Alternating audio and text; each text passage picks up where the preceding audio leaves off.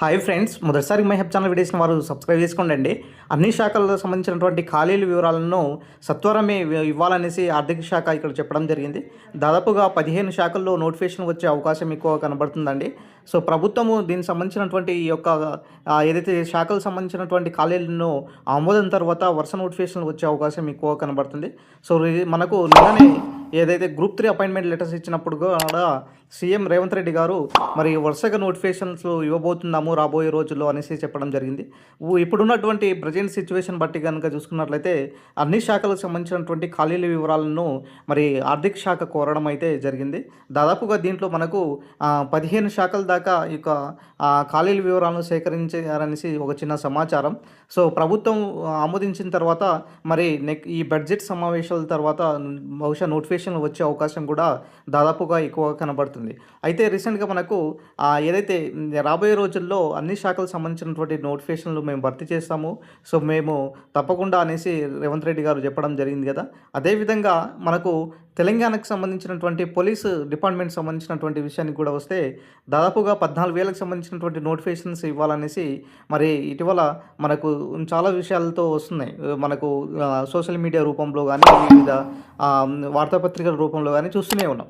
అయితే తాజాగా ఉన్నటువంటి పరిస్థితులు బట్టి చూసుకున్నట్లయితే 17,000కు పైగా మరి రిటైర్మెంట్ అయ్యారనేసి పోలీస్ శాఖలో ఇక్కడ చెప్పడం జరుగుతుంది. అదేవిధంగా నెక్స్ట్ మనకు విద్యుత్ సంబంధించినటువంటి నోటిఫికేషన్తో పాటు ఎస్పెషల్లీ జేఎల్ఎం సంబంధించినటువంటి నోటిఫికేషన్స్ కూడా మరి ఇక్కడ ఎక్కువగా వచ్చే అవకాశం ఎక్కువ కనబడుతుంది. దాదాపుగా 2,000 పైగా పోస్టులతో జేఎల్ఎం నోటిఫికేషన్స్తో పాటు మిగతా సంబంధించినటువంటి ఏదైతే గ్రూప్స్ సంబంధించినటువంటి విషయానికి కూడా చెప్పుకున్నట్లయితే ఎస్పెషల్లీ గ్రూప్ 1 సంబంధించినటువంటి పోస్టులు దాదాపుగా 250 నుంచి 300 పోస్టులు ఈసారి మాత్రం భర్తీ చేసే అవకాశాలు కూడా ఎక్కువ కనబడుతున్నటువంటి సిచ్యువేషన్ అయితే కనబడుతుంది.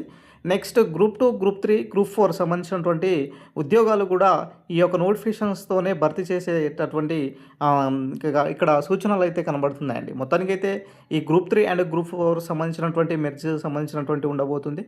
ఏదైతే స్టేట్ క్యాడర్ పోస్టులు ఏదైతే ఉంటాయో ఆ స్టేట్ క్యాడర్ పోస్టులను గ్రూప్ 2లో కలపడం కానీ చేస్తారు.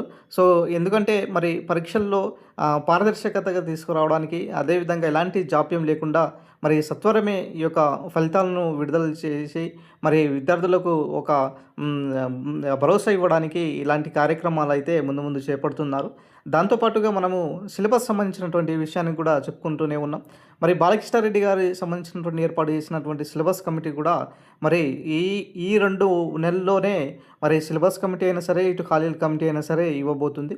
సో దీని తర్వాత మనకు ఒక క్లియర్ కట్గా తెలిసే అవకాశం ఎక్కువ కనబడుతుందండి. సో ఈ విషయం ఏంటిదంటే మరి సిలబస్ ఏముండబోతుంది, ఏమైనా మారుతుందా లేదా అన్న దానిపైన మరి చాలామంది రూమర్స్ చేస్తున్నారు సిలబస్ మారుతుంది అనేసి. బహుశా సిలబస్ మరీ ఎంతగా మారకపోవచ్చు, దాదాపు 5 నుంచి 10% అటు ఇటు చేంజ్ అవుతాయి అంతే తప్ప మీ మొత్తం ఇక్కడ సిలబస్ చేంజ్ అయ్యే పరిస్థితి అయితే కనబడట్లేదు.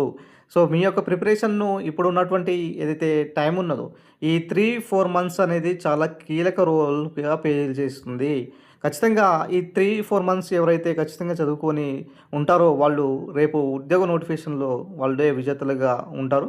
కాబట్టి మీ యొక్క ప్రయత్నాన్ని మాత్రము ఎప్పుడు కూడా వదలొద్దు. మీ ప్రిపరేషన్ను అనేది కంటిన్యూస్గా సాగించండి. ఖచ్చితంగా అయితే ప్రభుత్వము నోటిఫికేషన్ దిశగా మరి వెళ్తుంది కాబట్టి నోటిఫికేషన్ అయితే ఈసారి మాత్రం భారీ నోటిఫికేషన్ ఇచ్చే ప్రయత్నంలోనే కనబడుతుంది. అటు ఏపీపీఎస్సీ కనుక చూసుకున్నట్లయితే సార్, ఏపీపీఎస్సీ విషయానికి కూడా మనకు దాదాపుగా ఇక్కడ 99,000 ఉద్యోగాలతో మరి నోటిఫికేషన్ జాబ్ క్యాలెండర్ ఇస్తామనేసి మరి గౌరవనీయులు మంత్రివర్యులు కూడా చెప్పడం జరిగింది. కాబట్టి అటు ఏపీపీఎస్సీ అండ్ టీజీపీఎస్సీలో ఈ యొక్క 2026 సంవత్సరం ఉద్యోగనామా సంవత్సరంగా మారబోతుంది. కాబట్టి మీ యొక్క ప్రిపరేషన్ను కంటిన్యూ చేసుకుని ఖచ్చితంగా నోటిఫికేషన్ అయితే భారీ నోటిఫికేషన్ వచ్చే అవకాశం ఎక్కువ కనబడుతుంది. ఇదే ఈరోజు సంబంధించినటువంటి అప్డేట్. వీడియో నచ్చిన లైక్ చేయండి, షేర్ చేయండి, సబ్స్క్రైబ్ చేసుకోండి సార్.